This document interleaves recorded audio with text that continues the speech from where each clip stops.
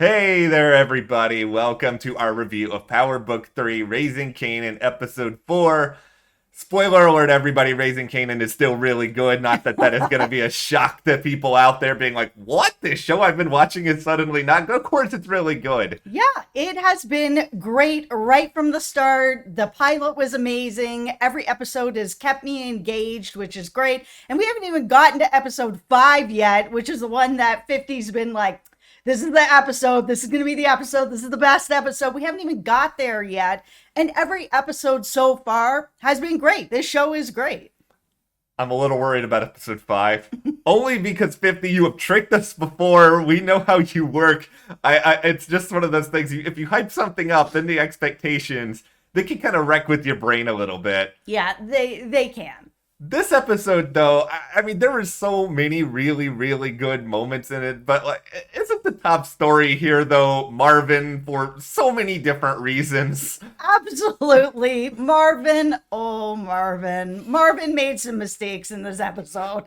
Okay, Marvin, I understand a number of things. I understand, your desire to take care of LT. We get it. We know you want to get him some food. We have our own little LT here. She is very much into Power Book 3 right now. We don't talk to her about what happened in the pilot. It's fine. No. She's into LT. It's all good. We get it, Marvin. You want it, but can't you wait to go to the store for like a little bit longer? Like, isn't that going to be okay? Listen, I understand that he needed to go there because that is where the new sort of stash is, but you don't need to spend the extra time to be like, I'll just shop a little bit and I will leave Kanan by himself, who doesn't have really any experience. I understand that Marvin could trust him. Cool, that's fine. But this is such a big thing, moving all this money and all this product, that you're going to just leave it all to Kanan, who has no real experience. He's not really protected in any kind of way. He is all by himself there. Rock is going to be so mad. Every time we see a Marvin-related shenanigan on this show, I go back to what 50 said at the start, that this is a man who's never missed an opportunity to miss an opportunity. You missed an opportunity to actually do the job right, Marvin. Congratulations. You were a mess in this episode. And he missed an opportunity to really show Kanan how it works. That if something like this was going to happen, which it did, we saw that Unique had figured out what was going on, that it was Rock that ended up sort of selling him out and hitting his stash as well, and everything that went down. He's decided that he's going to get some information, he's going to figure it out, and he did through Divina. We'll get to that as well.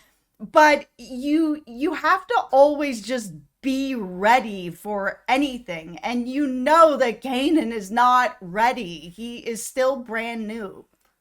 Marvin, okay, I know you're watching this video 3.5 minutes in, but I know you're a real big fan of the Matt and Jess YouTube channel. But Marvin, okay, listen, you knew that things were a little bit heated at the moment. You were. It's not like you were gone for the events of the past few episodes. If you know that things are heated, and you know that you're out kind of in a semi-public place, you're going into the house. Yeah. Be aware of your surroundings. Be the hawk who is like looking at all the scenery and making sure there are no issues here. This is F. I'm giving you an F. We're going to talk about school later here, Marvin. You're getting an F for just like the awareness of your surroundings. Now, the one thing that I truly, really liked about this whole scene, where we saw Unique's guys come and roll up on this place and start, stealing and shooting and everything that was going on, that when we saw Marvin come in and, take care of the guy who was going to be just holding on to Kanan there, and Kanan was covered in blood, that we had this reaction from Kanan that was very sort of, he was throwing up, he's shaking, he doesn't know, what he's feeling in this moment. All of those reactions makes so much sense for him because he is still so new. These are things that he's seeing for the first time, that he's got someone else's blood all over him, all over his shirt, all over himself. To see him first reaction turn and throw up, I was like, okay, it's good to see that progression with him, because the thing that I was worried about going into this show that I am no longer worried about was just that straight away Kanan was gonna just be a badass, that he would have his first sale, have a first death, have something like this happen to him, and he'd be like, everything is a-okay. It's good to see that there is a progression with him, that it's not just straight away he's, in there and he's fine with everything. That's kind of what is so good about this, because, we see such a hard Kanan in power itself, and it's sort of like this informs that hard Kanan so much, because now we're sort of like, oh, this is why this guy is so hard, because he went through like all these traumatic experiences when he was really young and like suffering watching this guy just, die in front of him because of what Marvin is doing. 15, like, we gotta remember he is 15, so this is still very, very, very young, very, very new to a lot of this stuff. Yeah, he knows what his mom does, but it is different to have it happening right in front of you and all over you. We're going to talk about the Divina side of things and also the Rock side of things, but before we do, why not hit that subscribe button, because, every week we're here breaking down Power Book 3, Raising Kanan. Fingers crossed it's every bit as awesome as it is right now, and we continue to sing its praises. Also, follow us over on Instagram, which is Matt and Jess TV. All right, so this is like the biggest Divina episode I think we've had so far. Yeah, we got a lot more information on what is going on, that her mom is struggling with addiction, and it's something that has left her in a position where she's taking care of her sister a lot more, and she's kind of on her own a lot more. And Unique really leaned into that to sort of be like, hey, you're part of us. You were with Buck, so that means, you're part of us. I'm here to take care of you. What can I do to take care of you? I can take care of your mom. Now you're going to do something for me. And it was so well done and so slick. And this episode, we also got to know a lot more about Unique, which was good. Okay, I need to go get some hot sauce, because I feel like I'm about to douse myself in a really hot take. All right. Is Unique the best power big bad we've ever had in the franchise? He is good. Okay, because I was trying to think about it like in the context of like power itself. Yeah. He's certainly like, I don't know, at least 5 times better than Lobos. He's like better than like most of those villains that were over there. Yeah, the thing that Unique has that no other villain in the whole Powerverse has is charisma. Like real just charisma, and that's something that is not learned. It is something you have or something you don't have, and he has that. The way that he talks to Rock, the way that he was able to maneuver that situation with Divina, I mean, it was so well done. He has charisma for days. And here, you're a good bad guy when it's like, I don't like Unique. Unique is a pretty terrible person, but at the same time, I love watching Unique, and I kind of feel guilty about it, because it's just sort of like, I don't want to see more horrible things happen, but he's just so compelling a villain. Like, it's like he said, he's got so much charisma. He can spin an argument in any way to suit his favor. He is wonderful. Anytime he is on the screen, I am truly enjoying him. That is the joy of this show right now, is that a lot of these characters are just so well done. Like, Rock, great character. She spends this whole episode trying to make sure Kanan gets into more school, and because she's just so persuasive and so good. I didn't even think about kind of like the little slick move that she was putting on Kanan until the very end. Oh yeah, when he walked into class and Symphony's the teacher, I was like, oh, that's so good. The thing that I really liked the most about Rock in this episode was her interaction with just being a mom and being with Kanan. That whole scene where he's cooking her dinner, it's, Tuesday, that's the day that he cooks dinner for his mom, and they get to sit down and just have mother son time where he's giving back to her, giving back to the household. She's there appreciating it. So the idea that she decided to go out to dinner with Symphony and they all sit down and Symphony's like, oh man, I apologize. I didn't know. If I had known, that wouldn't have happened. And now that I know, never again, don't worry. That moment that Kanan turned to his mom and was like, she knew. I was like, and it's so true. It is her responsibility to tell Symphony, I can see you tomorrow.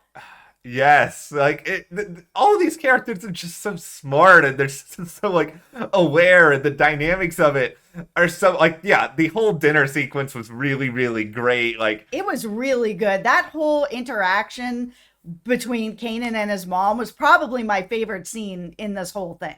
Yeah, that was great, and I just, even the end of it, I still can't get over it. I'm still like laughing in my head about it, where she's just like outside the school being just, are you gonna give Symphony a chance? And she just like knows full well what he's about to walk into, and I am like totally in Kanan's shoes because I did not see this coming a mile away, and I just thought, oh, okay, she's just harping on this. Why is she harping on this now? I understand where she's coming from, but then you watch it, it's like, oh, that's what you're doing. This is the slickest move Rock has pulled off yet, and I understand she's working in like a criminal sort of empire and underworld here. No, it was really slick. I didn't see it coming. I was totally mouth open when I saw him walk in. Symphony be like, "Hey, Kanan, you're late. Take a seat." I was like, "Oh, here we go."